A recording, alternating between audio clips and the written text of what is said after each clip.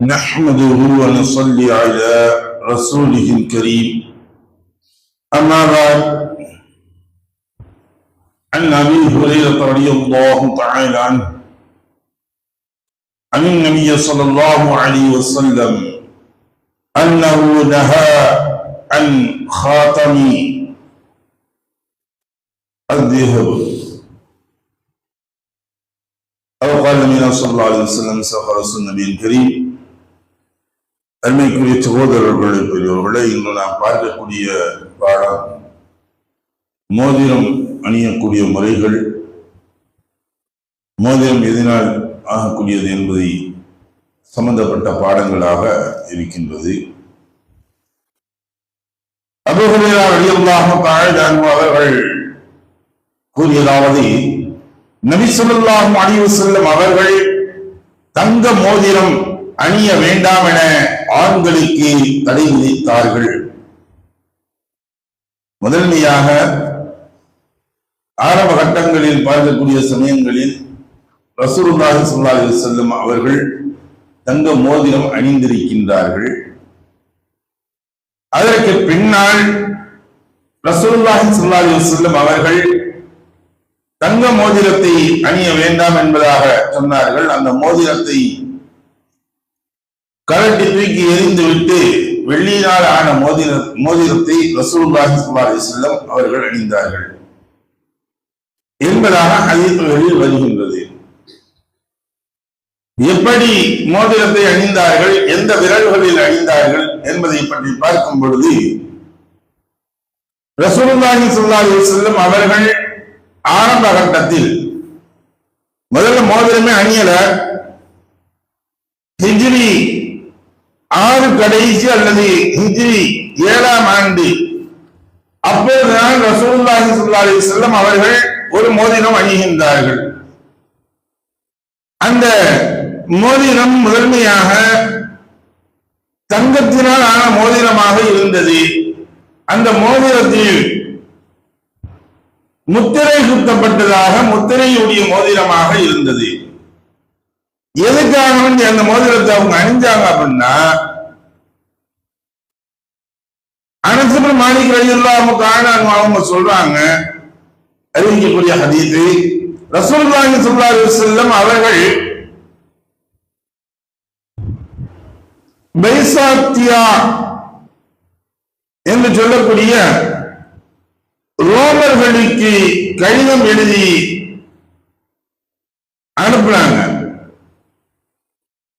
அவங்களுக்கு கடிதம் எழுதக்கூடிய சமயத்தில் ரசூலுல்லாஹி ஸல்லல்லாஹு அலைஹி வஸல்லம் எழுத விரும்பிய சமயத்தில் மக்கள் சொன்னார்கள், ரோமர்கள் முத்திரையிடப்படாத எந்த ஒரு கடிதத்தையும் அவர்கள் வாசிக்க மாட்டார்கள்.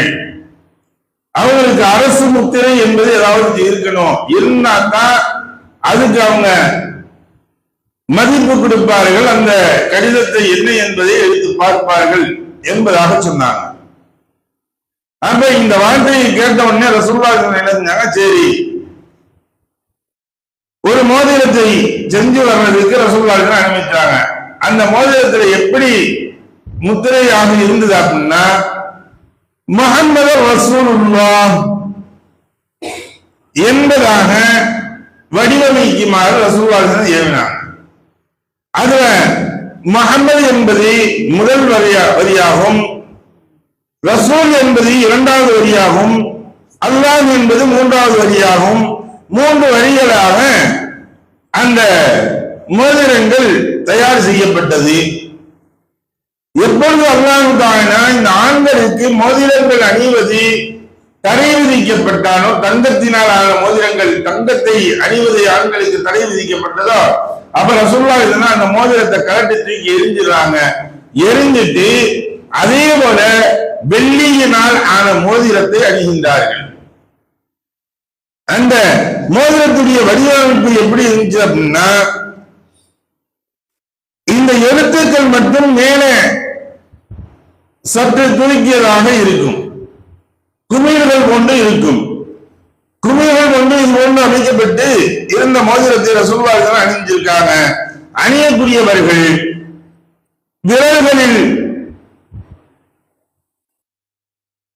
அனஸ் இப்னு மாலிக் ரலியல்லாஹு அன்ஹு அவங்க கூறுறாங்க,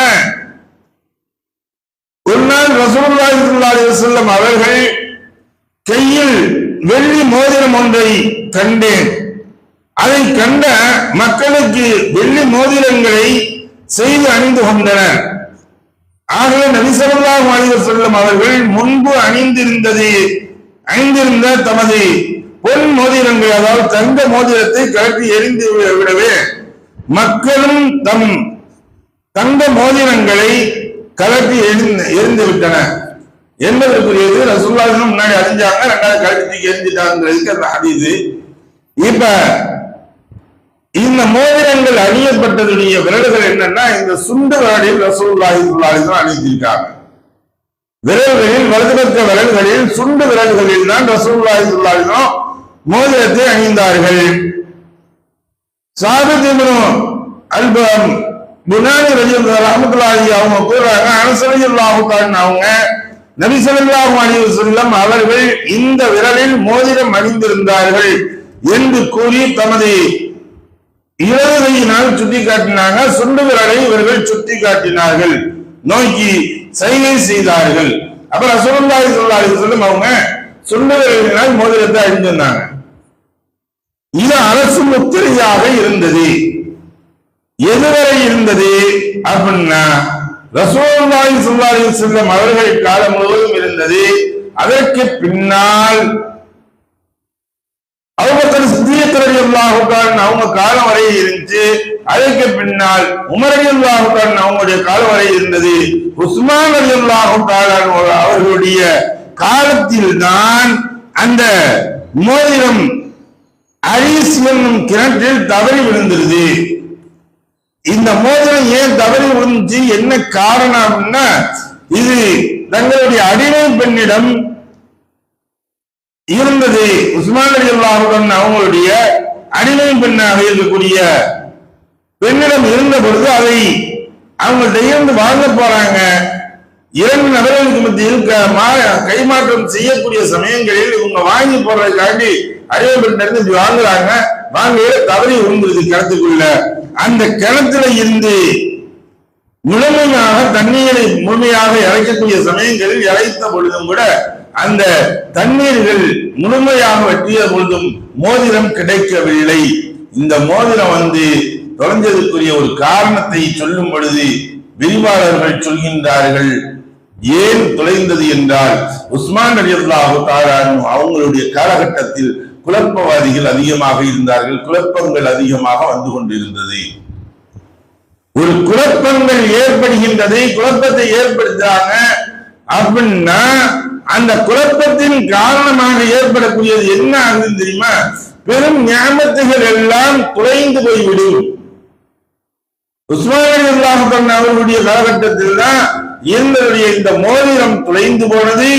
அதே சமயத்தில் அபூ ஹுரைரா ரலியல்லாஹு தஆலா அவங்களுக்காக வேண்டி ரசூலுல்லாஹி ஸல்லல்லாஹு அலைஹி வஸல்லம் ஒரு பையில் பேரிச்சம்பழங்களை அவர்கள் செய்கை செய்தது போட்டு கொடுத்தது.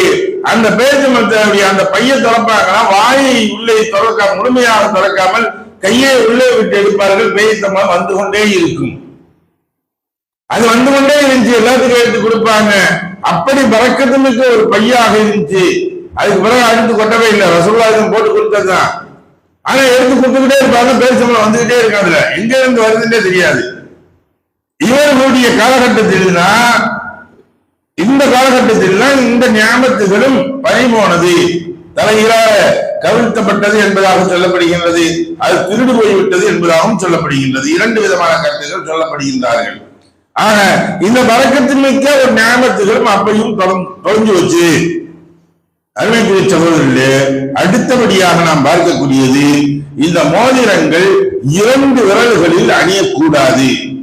ஒன்று நடுவிரலிலும் சரி, அதற்கு அடுத்தபடியாக இந்த ஆள்காட்டி விரல்களின் இரண்டு விரல்களிலேயும் ரசூலுல்லாஹி ஸல்லல்லாஹு அலைஹி வஸல்லம் அவர்கள் மோதிரம் அணிவதை தடை செய்தார்கள். அலி ரலியல்லாஹு தஆலா அவங்க அறிவிக்கக்கூடிய ஹதீஸ், இந்த இரண்டு விரல்களில் அல்லது அதற்கு அடுத்த விரலில் மோதிரம் அணிய வேண்டாம் என்று வேண்டாம் என என்னை தடை செய்தார்கள் ரசூலுல்லாஹி ஸல்லல்லாஹு அலைஹி வஸல்லம் தடை செய்தார்கள் என்பதாக அலி ரலியல்லாஹு தஆலா அவங்க சொல்றாங்க.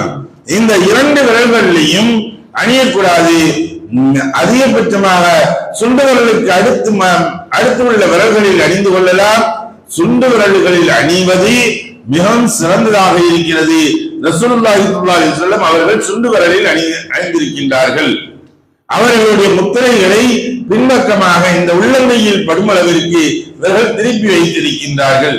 வெள்ளியினால் ஆன மோதிரங்கள் மட்டும்தான் அணிந்திருந்தார்கள். அதுவும் ரசூலுல்லாஹி ஸல்லல்லாஹு அலைஹி வஸல்லம் சொன்னாங்க, இந்த முஹம்மது ரசூலுல்லாஹி எனக்கூடிய பெயர்களை குறித்து சஹாபாக்கள் நீங்கள் யாரும் இது போல வேறிட்டு நீங்க மோதிரங்கள் அணியாதீங்க. ரசூலுல்லாஹி அணிஞ்சிருக்காங்க, அதே போல நம்ம அணிஞ்சுக்கிறோம். சஹாபாக்கள் என்ன அணிஞ்சாங்க, நீங்க அது போல அணியாதீர்கள்.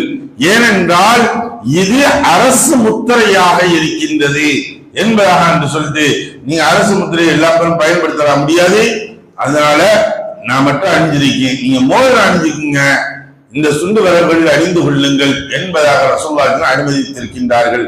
ஆண்களுக்கு இந்த இரண்டு விரல்களில் தான் அணிய வேண்டுமே ஒழிந்து, சில பேர் பாத்தீங்கன்னா ஆண்கள் 5 விரல்ல மோதிரத்தை அணிஞ்சிட்டு வருவாங்க, 2 கையில 5 விரல்ல 10 விரல்ல மோதிரத்தை அணிஞ்சிட்டு வருவாங்க. இதெல்லாம் ரசூலுல்லாஹின் தடை செய்யப்பட்ட விரல்களிலும் இவர்கள் அணிந்திருக்கிறார்கள் என்பதுதான் அதை காட்டுகின்றது. எதை படித்தமோ எதை கேட்டமோ அதை விளங்கி நடக்கக்கூடிய நன்மக்களாக வல்லல்லாஹு நம் ஆக்கி அருள்வானாக. வாஹர்தாவன் அல்ஹம்துலில்லாஹி ரப்பில் ஆலமீன். சுப்ஹானல்லாஹி வபிஹம்திஹி சுப்ஹானல்லாஹும்ம வபிஹம்திஹி வ நஷ்ஹது அல்லா இலாஹா இல்லா அன்த வ நஸ்தக்ஃபிருக வ நதூபு இலைக. ஆமீன். சுப்ஹான ரப்பிக ரப்பில் இஸ்ஸத்தி அம்மா யசிஃபூன் வஸ்ஸலாமு அலல் முர்ஸலீன். அல்ஹம்துலில்லாஹி ரப்பில் ஆலமீன்.